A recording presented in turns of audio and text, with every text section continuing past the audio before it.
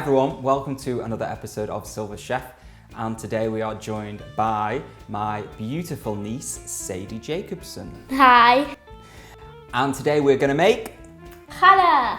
Challah. We've had numerous requests for the perfect recipe for challah, and as far as I'm concerned, in fact, as far as we're concerned, Yeah. this is the best recipe.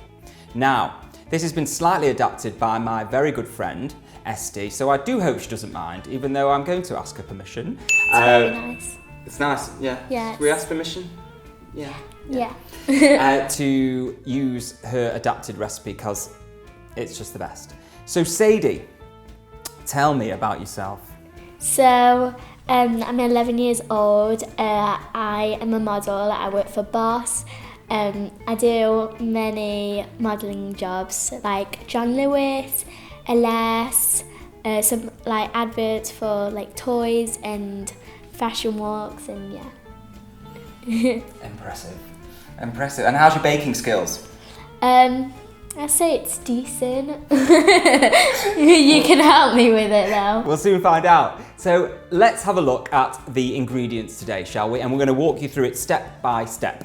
So we have 700 grams or 5 cups of strong white bread flour, 280 grams or 2 cups of wholemeal bread flour, 2 cups or 500 mils of warm water, half a cup or 125 mils of sunflower oil, or you can use canola oil or grapeseed oil, just an oil that has very little flavour as to not take over the rest of the bread, half a cup or 100 grams of granulated sugar, 1 tablespoon of salt, 30 grams of fresh yeast, and 1 egg delivered by Daisy. 1 egg delivered by one of our hens in the back, Daisy. Are we ready to get started? Let's do it. This is also the apparatus you will need. You will need a large bowl like so, a fork, thank you, and this is a scraper and also a dough cutter, but it's amazing because once you're kneading the dough it can get a little bit sticky and it's great to peel it off the surface. What I've also got on the side here is just some extra white bread flour, just for some dusting. And we've also got sesame seeds here, which are an optional extra on top of your bread. So these are the first 3 ingredients you'll need. You will need the sugar, water, and the yeast. And you take your large bowl, take your yeast, and crumble. Now you don't want to do this one, Sadie, because this is where it really have a smell. Ew. That's gross. Yep. Just crumble very roughly into the bowl. Take a whisk or a spoon and blend it all together so the yeast and the sugar dissolve in the lukewarm water. As you can see now, the yeast has dissolved and so has the sugar. And what we do now is we take a tea towel, cover over the bowl, and leave for 15 minutes until you start to see little bubbles coming up into the water, and that's the yeast activating. So we'll add 3 cups of white flour and 1 cup of wholemeal flour. Then we'll get our fork and just blend it together. So the next thing we want to do, once it's half mixed like this, is we want to add our egg, our oil, and our salt, in any order you wish.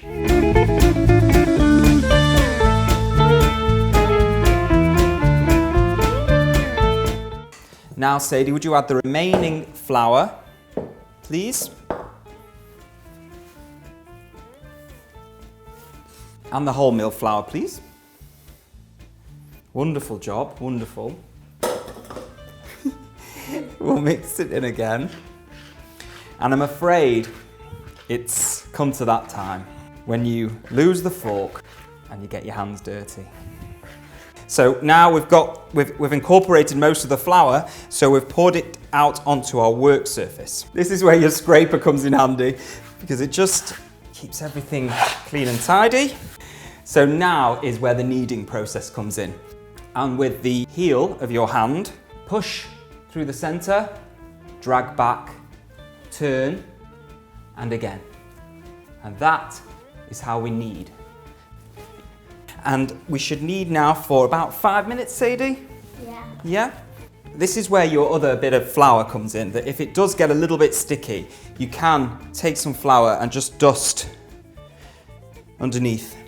So, take your bowl, just dust it lightly with flour, place your dough in there, in the bowl, dust on top again. Now what you want to do now is cover it loosely with a tea towel and leave it in a dry, warm place for around an hour to 2 hours until it's doubled in size. What we have here is fortunately a dough proving facility, which if you do have one of these on your oven, it can speeden up the proving process. So this has only been in here an hour. Here's one we made earlier. Yeah. Smells so good. So good, huh? If we show you the original one, you can see the difference. Yeah, so, yeah.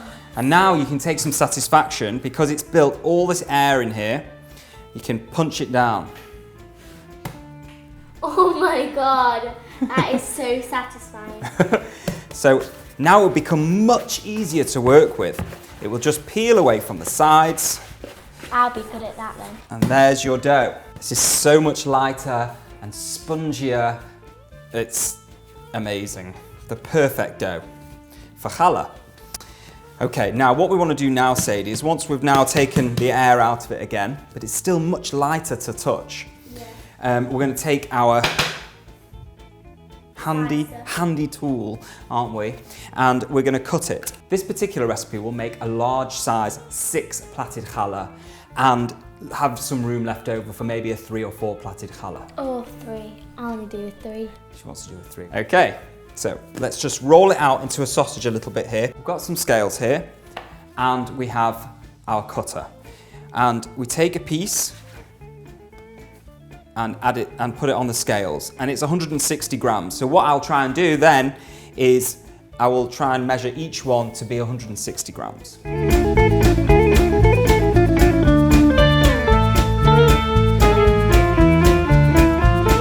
Take your first piece and with the heels of both of your hands, push it out to make a sausage shape. So try and get it so it's all quite equal, about 25 centimeters long.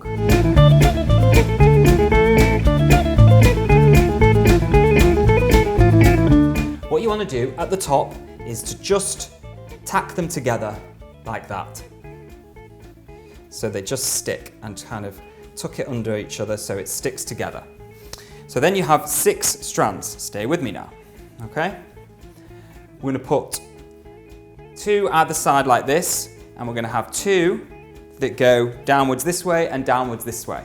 We're going to take the top 2 and fold them over each other, like that, to make a cross here. Then, just tuck it under, and then you will, so you'll see that the one at the back, there will always be one at the back. You just tuck it back slightly so it's nice and stable. Take the one that is at the back here and bring it down on the opposite side next to your other 2. Take the one on the outside and replace it. So what we're doing now is a matter of replacing ones that we bring from the top. Then go to the other side and bring that down. We've now got 3 here and 2 here, so you need to get rid of the 3rd and bring it to the top. We then have this one, bring that back to the opposite side again. We now have 3 and 2, we need to make it level again and back that way. Take this one down that side and replace it with the one on the outside. You see how it's coming together. Keep this nice. Correct. Take that one that side and replace it over there. And so on and so forth. You will find. So you're just replacing the out ones. Correct.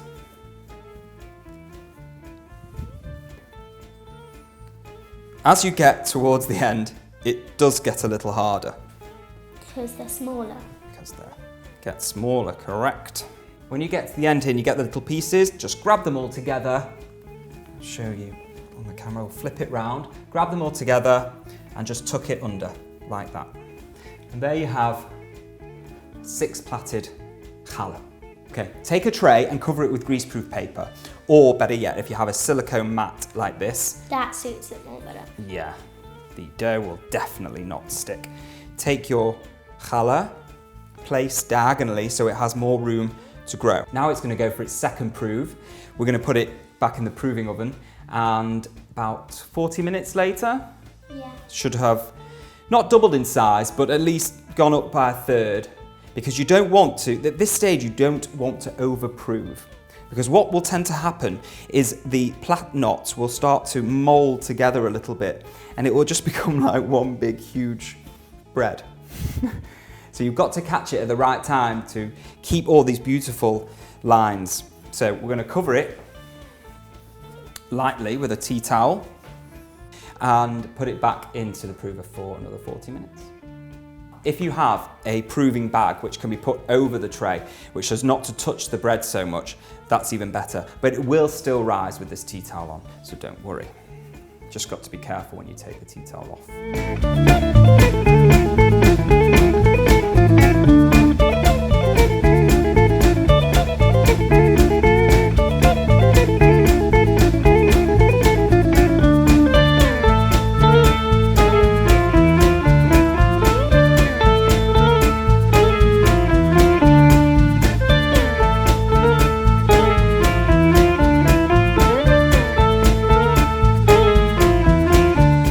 Join the tops together and you put the right one over the middle one, and then you take the left one and then put it over, and then this one, which was the middle one, has moved to the right one, so you're just going to put it over the middle and just take turns from right to left.